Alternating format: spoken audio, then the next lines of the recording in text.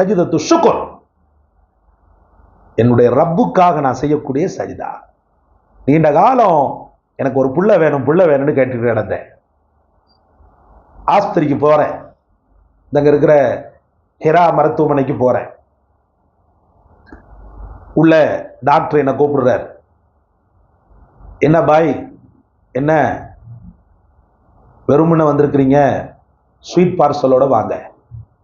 10 வருடமாக குழந்தை இல்லாத எனக்கு இந்த வார்த்தையை கேட்ட உடனே, மேடம் என்ன சொல்றீங்க? ஆமா, உங்க மனைவி பிரெக்னண்டா இருக்கிறாங்க. உடனே அந்த சனமே நான் நீண்ட காலமாக கேட்ட என்னுடைய மிகச்சிறந்த நியாமத் எனக்கு என் ரப்பால் தரப்பட்டிருக்கிறது.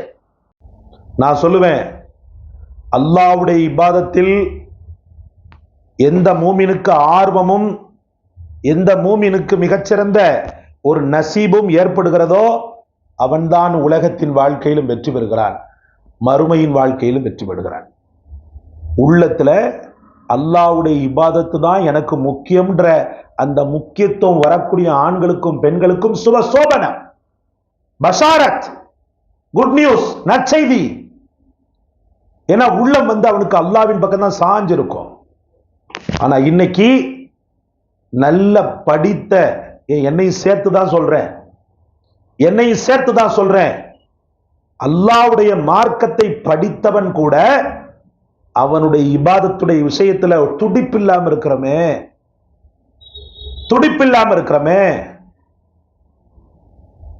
பத்ரு யுத்த களம், ஒருத்தர் பேரிச்சம்பழத்தை சாப்பிட்டுக்கிட்டு இருப்பார். அவங்க தாயார் ஒத்த பிள்ளையா இருக்கிறதுனால அவருக்கு பிரியமான பேரித்த பலத்தை ஒரு சின்ன மூட்டையில கட்டி அவர் இதுல வச்சு விட்டுருப்பாங்க, இடுப்புல சொறி விட்டுருப்பாங்க. அதை உட்கார்ந்து சாப்பிட்டுக்கிட்டு இருப்பார்.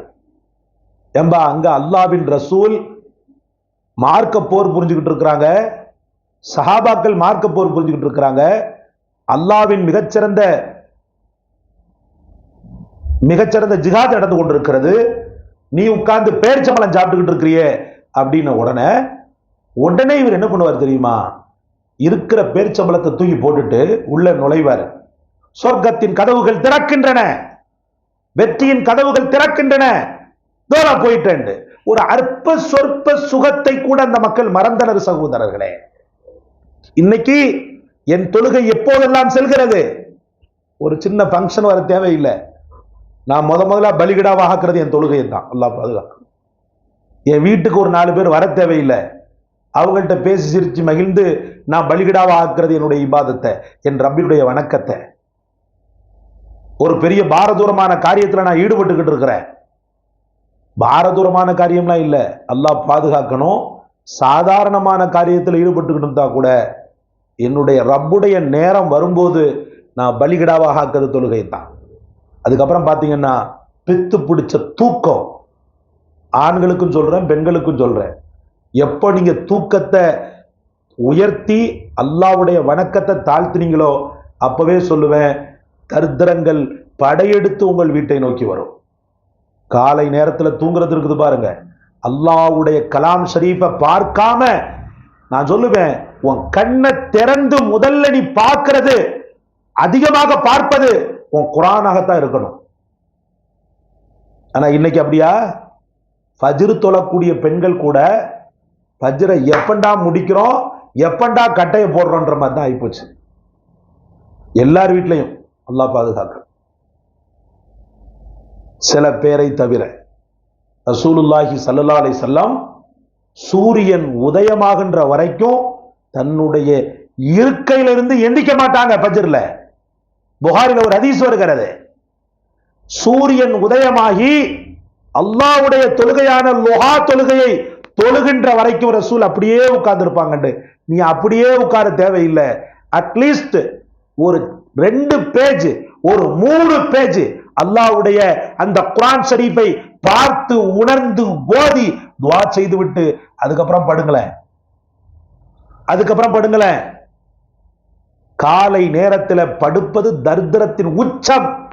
கஸாலி ரஹ்மத்துல்லாஹி சொல்லுவாங்க, இன்னைக்கு எல்லாத்திலையுமே தோல்வி, ஸ்ட்ரெஸ், மன அழுத்தம் எதனால வருது? அல்லாஹ்விடம் இருந்து வருகிறதா சப்ளை ஆகி? இல்ல, நாம தான் சப்ளை ஆக்கி இதையெல்லாம் கட்டிக்கிட்டு இருக்கிறோம்.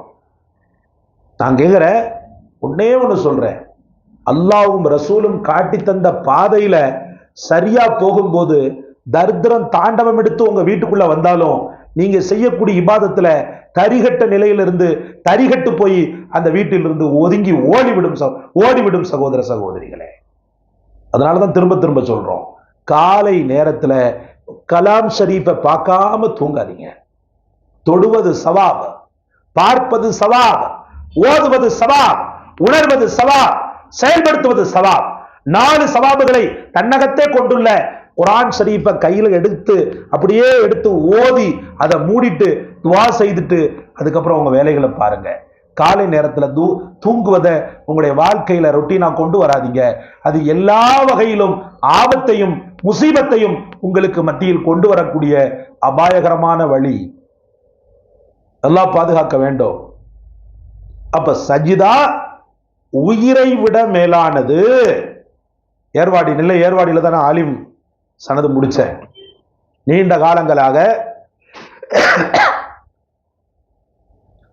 காலங்களாக கட்டளை தெரு என்று சொல்லக்கூடிய அந்த பகுதியில முஅத்தினாக இருந்தவர்.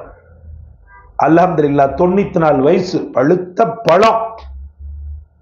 அஸ்ஸலாமு அலைக்கும் அப்பான்னு சொன்னா சார்பா பதில் வரும், வலைக்கும் அஸ்ஸலாம் ரஹ்மத்துல்லாஹி வ பரக்காத்துஹு. வயசான மனுஷன், பாங்கு அப்படி சொல்லுவாங்க.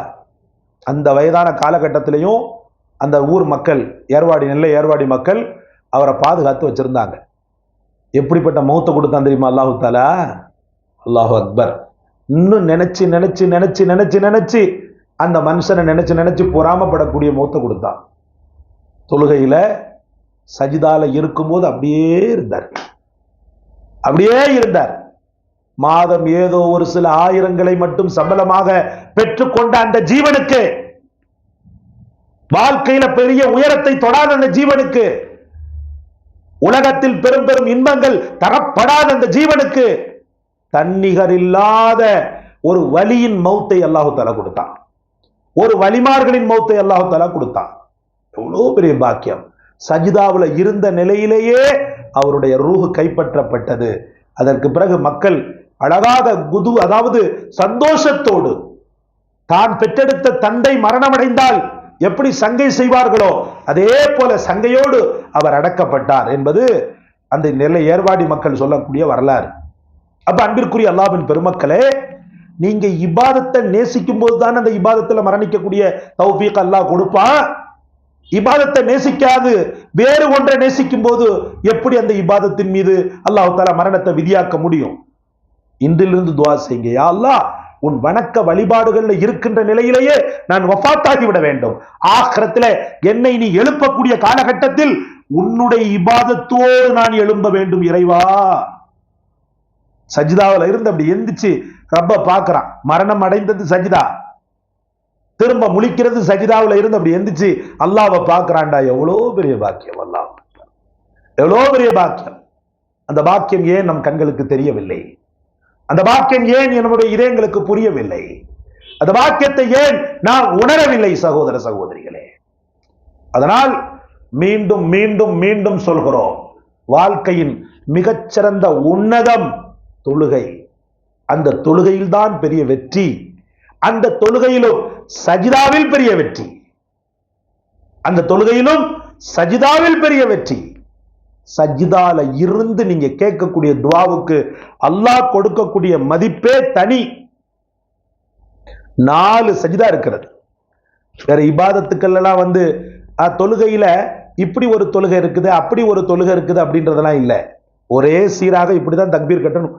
இந்த 4 சஜிதாக்கள் இருக்கிறது. 4 சஜிதாக்களும் தன்னிகர் இல்லாத சஜிதாக்கள். ஒன்று, நாம கடமையாக செய்யக்கூடிய ஃபர்லான தொழுகை, சுன்னத்தான தொழுகையில் செய்யக்கூடிய அந்த சஜிதா. 2வது சஜிதா திலாவத். சஜிதா திலாவத்.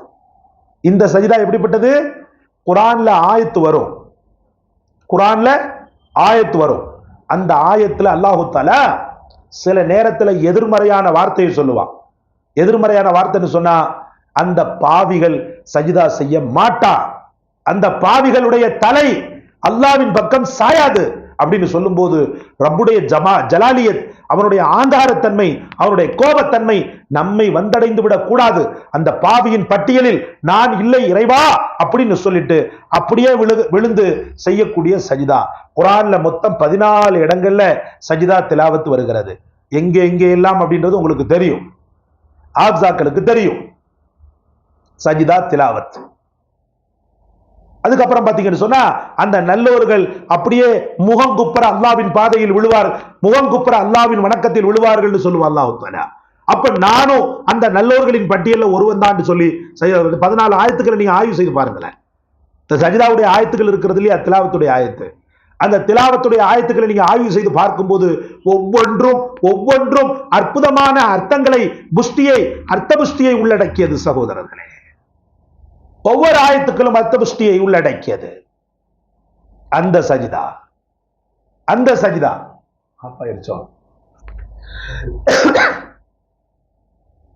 அதுக்கப்புறம் பாத்தீங்கன்னு சொன்னா சஜிதத்து சஹ்வு.